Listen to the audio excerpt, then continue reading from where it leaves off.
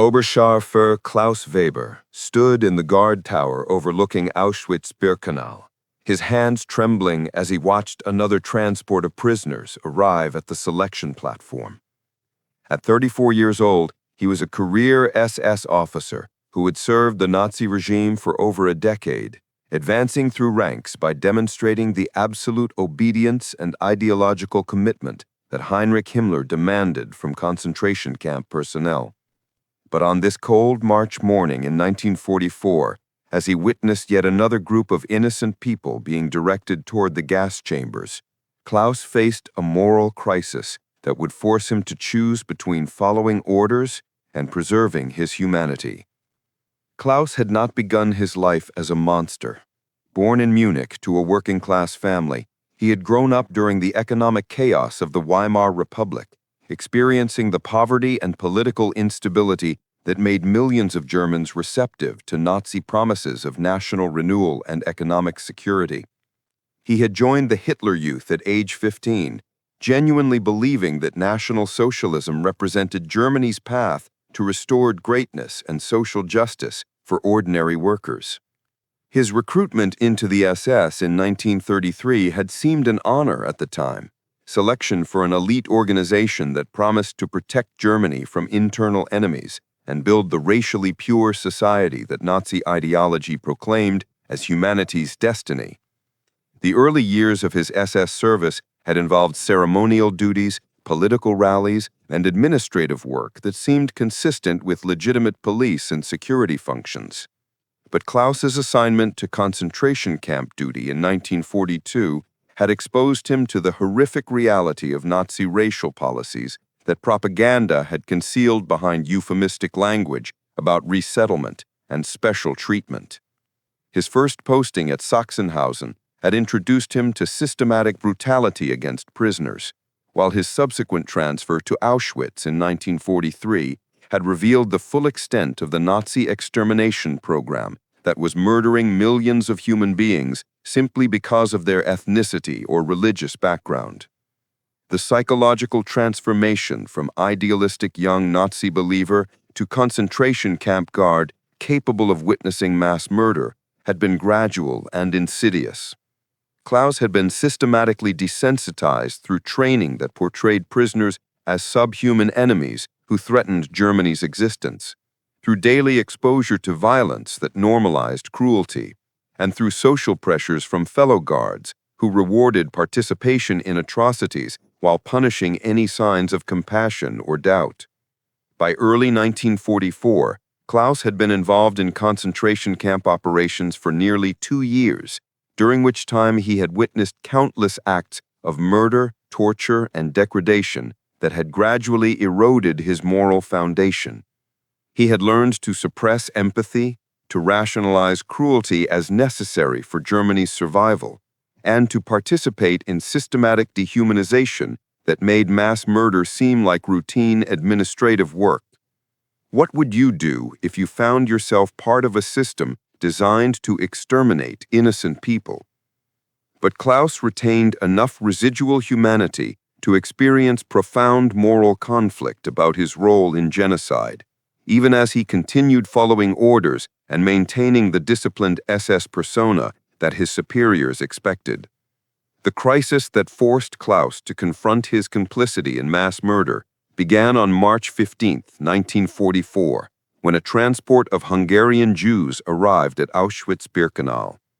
The group included over 1,000 people, ranging from elderly grandparents to young children, all exhausted and terrified after days of travel in sealed cattle cars without food, water, or sanitation facilities.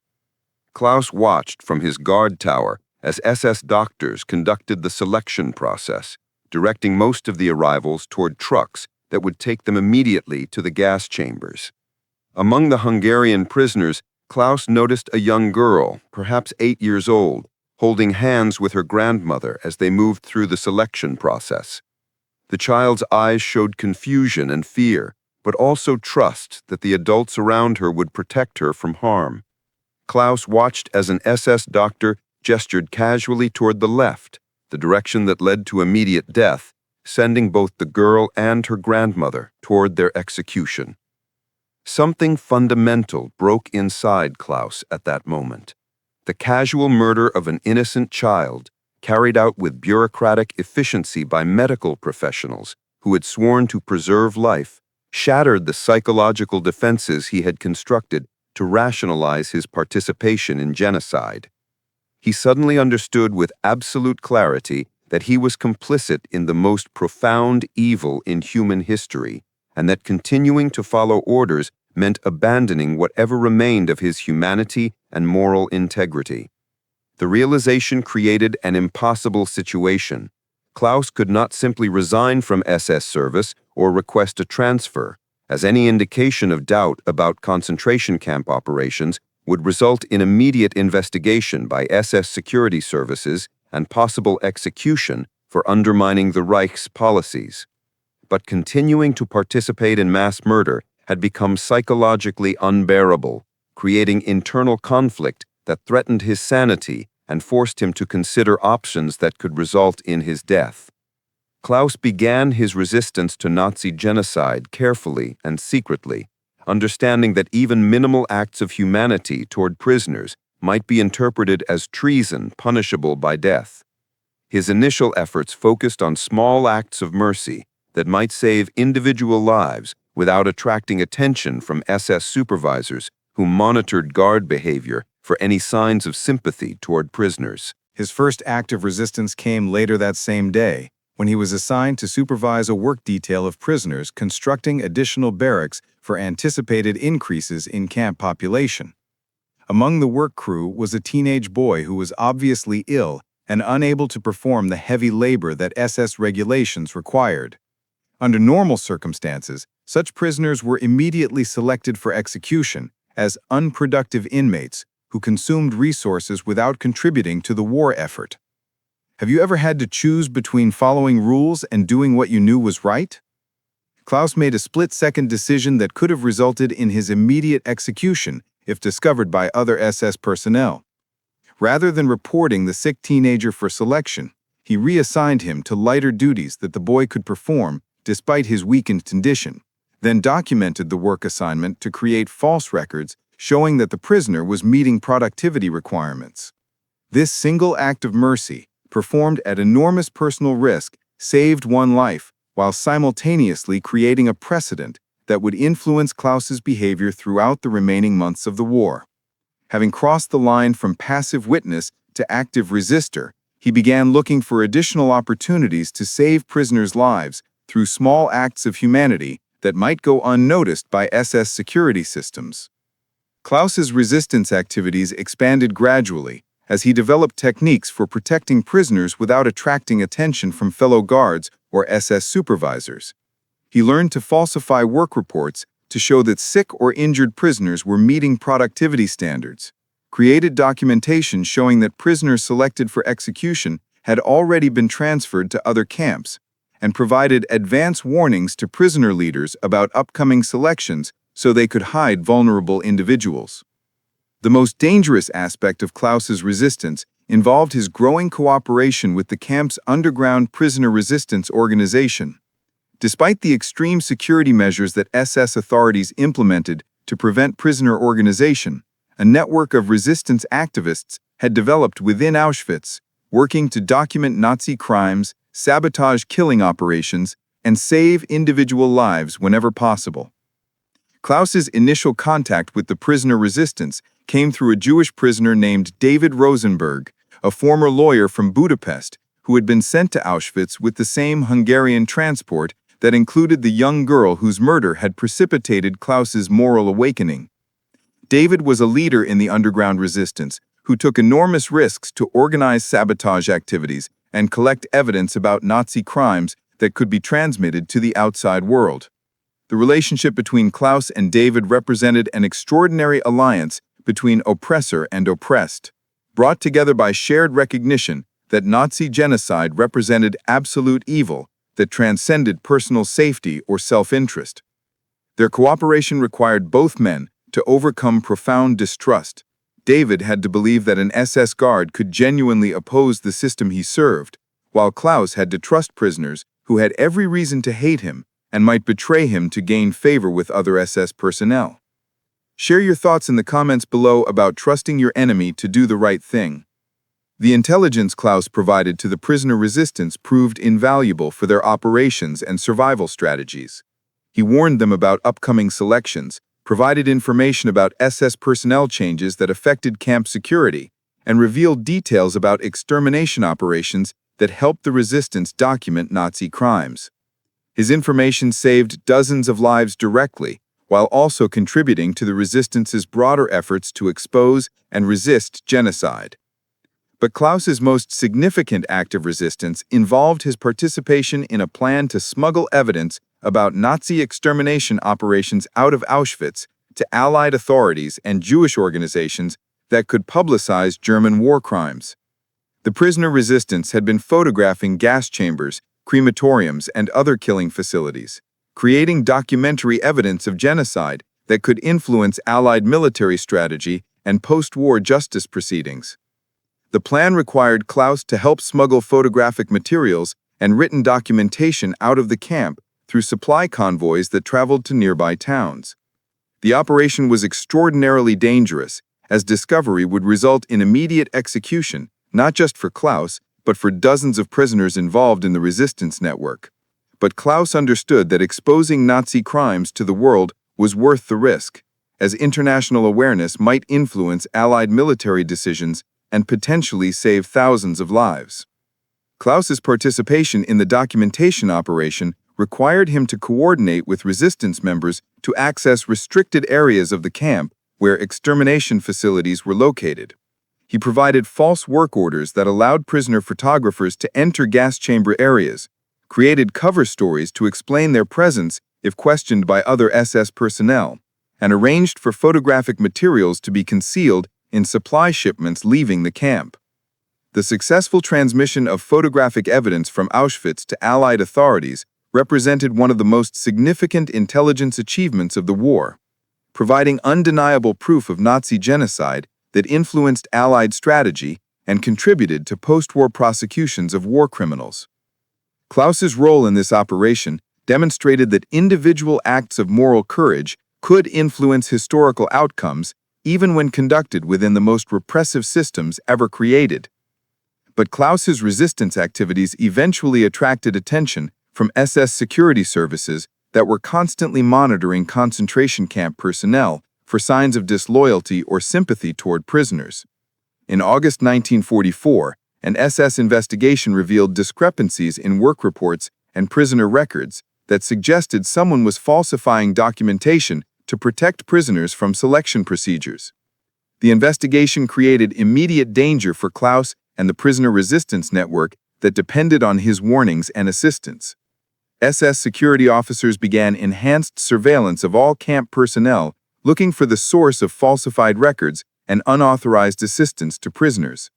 Klaus understood that discovery was becoming increasingly likely, and that he needed to take extraordinary measures to protect himself and the prisoners he had been helping. Let us know in the comments what you think about risking everything for people you were ordered to harm. Klaus's response to the security investigation was to accelerate his resistance activities despite the increased dangers, understanding that the time remaining for him to save lives was probably limited. During the final months of 1944, as Soviet forces advanced toward Poland and Nazi authorities intensified their efforts to conceal evidence of genocide, Klaus helped dozens of prisoners escape from Auschwitz through elaborate schemes that created false documentation showing they had been transferred to other camps or had died from natural causes. The escape operations required Klaus to coordinate with prisoner resistance leaders, civilian contacts outside the camp, and even some sympathetic Polish civilians who were willing to risk their lives to help fugitive prisoners reach safety. Each successful escape represented a triumph of human solidarity over Nazi oppression, demonstrating that resistance was possible even within the most closely monitored concentration camp in the Nazi system. Klaus's resistance activities came to an abrupt end in January 1945, when Soviet forces liberated Auschwitz, and Nazi authorities ordered the immediate evacuation of remaining prisoners and SS personnel. During the chaotic final days before liberation, Klaus made one final act of resistance by refusing to participate in the forced death marches that killed thousands of prisoners who were too weak to walk hundreds of miles in winter conditions. Instead of following orders to shoot prisoners who collapsed during the evacuation, Klaus abandoned his SS uniform and attempted to disappear into the civilian population of Poland. His desertion from SS service meant that he would be hunted by both Nazi authorities and potentially by Allied forces who might not distinguish between concentration camp guards who participated in genocide and those who had resisted it. Klaus eventually reached Western Allied lines in April 1945, where he surrendered and immediately provided detailed testimony about Nazi extermination operations at Auschwitz. His information proved valuable for war crimes investigators who were beginning to document the full extent of Holocaust atrocities, while his testimony about prisoner resistance activities helped identify survivors who could provide additional evidence for prosecution proceedings. The moral complexity of Klaus's situation became apparent during post-war justice proceedings, when former Auschwitz prisoners testified about his assistance to the resistance, while prosecutors argued that his overall participation in concentration camp operations made him complicit in genocide, regardless of his later resistance activities. The legal and moral questions raised by his case influenced debates about individual responsibility within totalitarian systems, and the extent to which participation in evil could be mitigated by subsequent acts of resistance. Klaus spent 3 years in Allied detention while authorities investigated his wartime activities and evaluated conflicting testimony from survivors who remembered both his SS service and his assistance to prisoners.